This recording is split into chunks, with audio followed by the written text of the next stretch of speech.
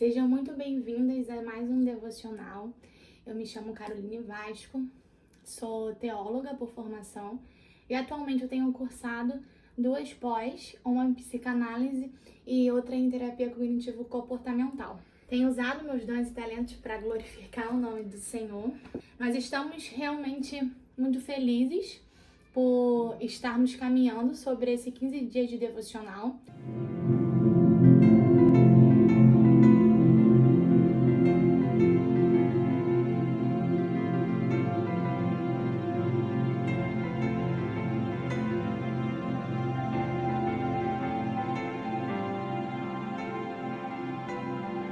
E hoje nós vamos continuar sobre a história de Mefibosete. Se você ainda não viu o devocional de ontem, peço que você volte um pouquinho nos vídeos e recapitule aquilo que a gente falou, porque hoje nós vamos estar dando continuidade. E aí nós vamos falar um pouquinho sobre essa condição de Mefibosete. No versículo 3 vai falar que existia um filho de Jonathan que era aleijado de ambos os pés. Essa era a condição que ele vivia naquele momento. No versículo 8 vai falar assim: então Mefibosete se inclinou e disse: quem é este seu servo para que o meu senhor tenha olhado para um cão morto como eu? E eu quero gravar, realmente deixar destacado essa frase que ele falou: um cão morto como eu. Ele, primeiramente, Mefibosete, quando chegou diante do rei Davi, ele não chegou de qualquer jeito. Ele se inclinou, ele realmente mostrou ali uma reverência. Ele não foi de qualquer maneira. Só que essa reverência, ela mostra muito mais do que somente uma educação. Ela foi uma auto-humilhação diante do rei. E aí a gente vê que como a identidade dele estava arruinada, porque ele não se via como um descendente do trono, apesar dele ser.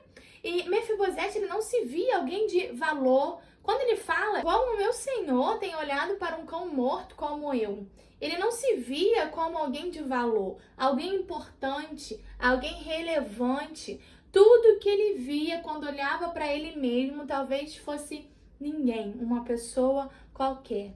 E quantas vezes nós estamos assim, sabe? Realizando, conquistando, às vezes crescendo no Senhor, mas nós não conseguimos enxergar o nosso valor, os dons e os talentos que o Senhor entregou nas nossas mãos. E muitas das vezes nós estamos com essa identidade retorcida, não entendendo para que fomos chamadas, quem somos, o que o Senhor tem para fazer através das nossas vidas. Mas precisamos entender que não é assim que Deus ele nos vê. Não é assim que nem os verdadeiros servos do Senhor enxergam a nossa vida, as pessoas que estão ao nosso redor. Davi, ele enxergou algo em Mefibosete através da sua aliança com o pai dele, Jonathan, algo precioso na vida de Mefibosete, que ele era uma pessoa preciosa, valorosa. E aí o Senhor começa a trazer essa restauração, a restauração do Senhor na vida dele, porque a bondade de Deus, ela nos alcança. E quando ela nos alcança, ela entra em níveis mais profundos da nossa existência. Sabe, ali o Senhor não estava tratando só as finanças, só a realidade dele que estava mudando, talvez a sua forma de trabalhar, a sua forma de viver do dia a dia, o contexto social, mas o Senhor, ele realmente estava mostrando a sua bondade com a restauração da sua identidade como herdeiro do trono. Mas não era somente na infraestrutura da sua vida, mas era em toda a sua vida, incluindo as suas emoções. Muitas das vezes ele poderia se sentir, sim, rejeitado pelas pessoas, vivendo em uma casa que talvez não era dele, estado em contexto que não foi o que ele cresceu. Imagina, ele, herdeiro do trono, crescendo dentro do trono e de repente a sua vida muda, fica paraplégico e começa a tantas situações acontecerem que ele já não sabe mais quem ele é. Só que o Senhor, ele tem esse lugar de secreto para nos mostrar aquilo que ele tem para fazer na nossa vida, os propósitos em cada situação que aconteça. E as roupas dele foram trocadas, ele saiu de um lugar que talvez não tinha conforto para uma cama confortável, a sua dignidade foi restaurada, foi devolvida e ele foi reconhecido como filho de Jonathan. A filiação, a paternidade, o Senhor honrou ele, o Senhor trouxe a genealogia dele novamente para o contexto da sua vida, trouxe a paternidade sobre a sua vida e a filiação.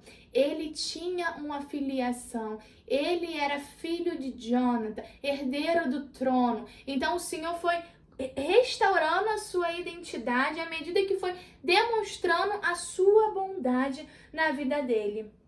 Ele passou a não ser mais um cão morto, mas um herdeiro real. E aí o rei, ele vai falar: você não somente vai viver aqui comigo, mas você vai comer a minha mesa todos os dias. E o lugar à mesa do rei, sabe, muitas coisas foram devolvidas para Mefibosete e acrescentadas na vida dele. E esse privilégio que ele recebeu do rei de ter intimidade, de ter comunhão, de realmente ser parte daquilo que o Senhor estava fazendo naquela nação naquele momento. Então, como ele se enxergava, como a sociedade olhava talvez para Mefibosete, o Senhor naquele momento, através da sua bondade, através do rei Davi, ele realmente mostra a verdadeira identidade de Mefibosete.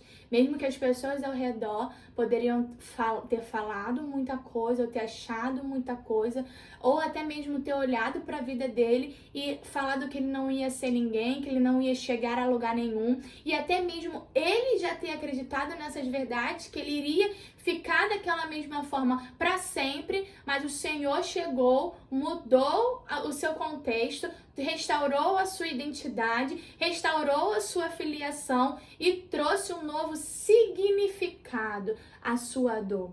Em 1 Pedro, no capítulo 2, versículo 9 ao 10, vai dizer assim: vocês, porém, são geração eleita, sacerdócio real, nação santa, povo de propriedade exclusiva de Deus, a fim de proclamar as virtudes daquele que os chamou das trevas para a sua maravilhosa luz. Antes vocês nem eram povo, mas agora são povo de Deus. Antes não tinham alcançado misericórdia, mas agora alcançaram misericórdia. Nós nem éramos filhos, nem éramos eleitos, mas em Cristo nós fomos adotados e passamos a fazer parte da família de Deus.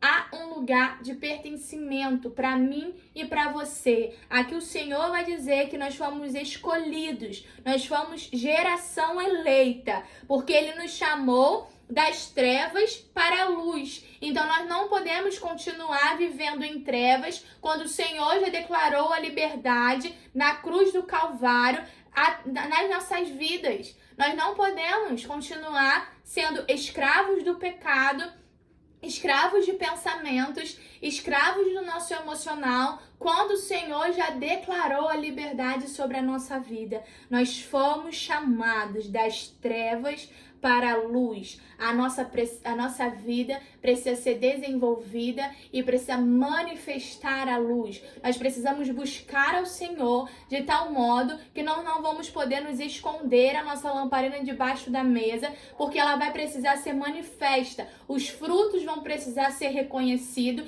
e a vida das outras pessoas transformada, assim como a nossa tem sido transformadas no Senhor. E ele vai dizer no capítulo 10 que agora nós somos povo de Deus, alcançados pela sua misericórdia. Há um lugar de pertencimento para mim e para você no Senhor. Não precisamos estar nos contentando com migalhas que o mundo nos dá. Não precisamos estar nos contentando com um pouco de afeto, um pouco de carinho e negando a nossa aliança com o Senhor. Mas nós precisamos estar fortalecido sobre aquilo que nós temos recebido dele e crendo e fortalecendo a nossa identidade. Você tem uma identidade, você é filha, você é amada, você é herdeira do Senhor e realmente Ele pagou um alto preço pela minha vida e pela sua vida. Então, que nós venhamos continuar fazendo esse sacrifício de cruz valer a pena na minha vida e na sua vida. Deus abençoe.